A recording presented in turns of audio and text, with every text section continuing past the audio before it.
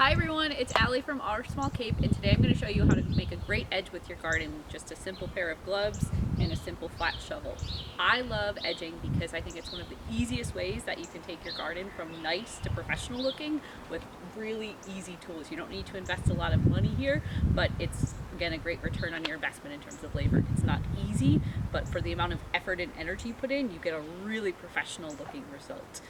In terms of timing, you can really do this at any point in the year, but I would recommend doing it in the mid to early spring. The reason for that is you'll get the most enjoyment out of it for the year. It's also not as hot and humid in that time frame, so it's a little bit easier to get the work done. In terms of when to do it during the week, if you have the opportunity to do it the day after it rains, I would highly recommend that. The ground will be a little bit softer, so it'll be easier to get your shovel in to get the work done, a little bit easier on the arms.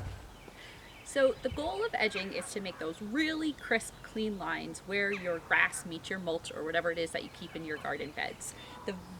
That involves making two cuts. One straight down in order to get that clean, crisp line, and then the second coming in at a 45-degree angle in order to make that nice little lip that you see into the beds. And then you're pulling out the dirt that is in between that clean, crisp line and the one that comes in at the edge. First, in order to do this, you actually have to decide how you want your garden beds to look. For me personally, it's those nice, clean, smooth lines that are big and beautiful that I love. If you have a little bit more of a modern house, you might want, meaning a lot of straight lines, you might want a straight edge on your garden. But again, it's up to you to decide, and it's everyone's personal preference. In order to do that to help me, I need a little bit of help figuring out how I want this to look. So I'm going to use my garden hose in order to lay that line out. So what I'm doing here is I'm just laying out how I want it to look, and then I'm going to come back and redo it.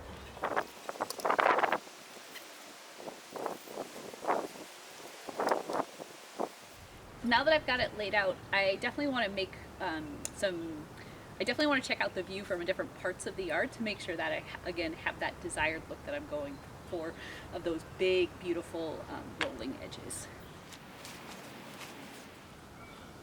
So now that I have the path laid out the way that I want it with the curves, you can either take your edger to do your straight first cut, or you can use the flat shovel. The flat shovel is honestly your best tool here. It's going to give you a lot more coverage in terms of how much is going into the ground, and it is a little bit easier to work. If you have a complicated line, that's where something like the edger may come in, but if you look at the tip of the shovel, you only get this much going in. Versus if you're using the flat shovel, you get a lot more ground coverage, so you get a lot more bang for your buck. I'm going to start off with the flat shovel. I'm going to do a close-up shot right now so you can see how easy it is to move with your legs going back and forth. And again, you're just digging it into the ground, kind of guiding it with your foot, coming back in and out. If you have an edger, this is also where you can use it, but it's definitely not necessary. And while I'm doing this, all I'm doing is moving the edger at the curve of the hose and using my foot to guide it. So it's a really clean cut. As I'm working it too, I'm sometimes stopping to go back just to make sure that I like the way that it looks, to make sure that my hose didn't move or that I'm not moving my foot at a bad angle. Now, if you happen to hit any roots as you're going through this, as your shovel won't take care of, if you have a big clippers like this, you can use that to cut it out. I personally haven't hit any here that my shovel couldn't handle because I don't have any big tree stumps or anything. And it's okay to clip the roots because there's so many in the ground. For something like that that's small, if you hit them, just clip them away because you're not going to want to see them. If you have a stump that's huge from, let's say, a big tree, and you can't get it out with something like this, it's okay to leave it. You're going to come back and cover it in with mulch, so most likely you're not going to be able to see that, and you definitely don't want to do anything that's going to damage the long-term stability of the tree. So now that I have my first line made, I want to go and inspect to make sure that, again, it looks the way that I want it to look. You should see a little break between your two pieces there. And that's exactly what I see, and I'm happy with my line, so I'm not going to go back and do any more work here. Up next is we're going to do the second cut at that 45-degree angle to get that really nice edging. All right, now to make your second cut, again, you've made your first cut at that straight, the second cut at that 45-degree angle. You're going to want to stand in the bed and again, just dig it in at a 45-degree angle. Your plants are most likely very durable, right? They've survived the winter, they've survived the wind, they've survived snowstorms, especially if you live here in the Northeast like we do. Don't be afraid to get close to them in order to get your lines as clean and as smooth and as professional looking as possible. The first time I did this, I actually did it backwards. I stood in the grass to make my 45-degree angle cut. So if you have things that maybe don't look as right, as they make sure you're standing in the right spot in the garden. This was a great place to start because it's a there's not a lot behind me, which gives me a room to make a great first cut, and then I'm going to foul it this way and come back and foul it the other way.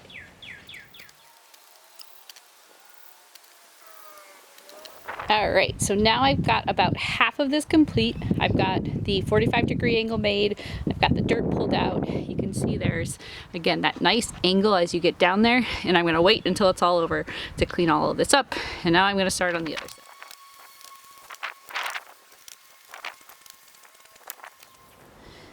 All right, so my edge is now done. It looks great. I'm really happy with it. What we need to do now is go back in and clean up all of that dirt that we just pulled out. Want to make sure we definitely do not throw that back into our beds because there's grass in there and potentially weeds, and we definitely don't want our beds that we're making look so professional with edges to have those grass or weeds growing in them. So I'm gonna go back. So now that I've got my edge, I'm gonna go back in with my shovel for a second time, just to make sure I cleaned out all of the kind of crevices and nooks and crannies. And then again, I'm really proud of the line there.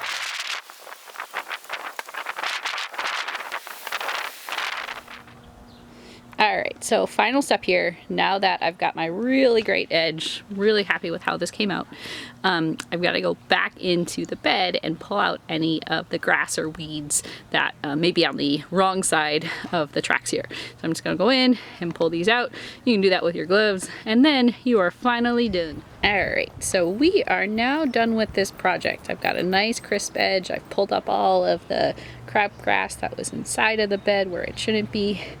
Usually at this point, this is when you would go in and then add your mulch on top. I'm gonna hold off on that because I have this azalea plant that's right in the center here that is getting dwarfed by the two plants on the side of it. So I'm gonna pull her up later this week.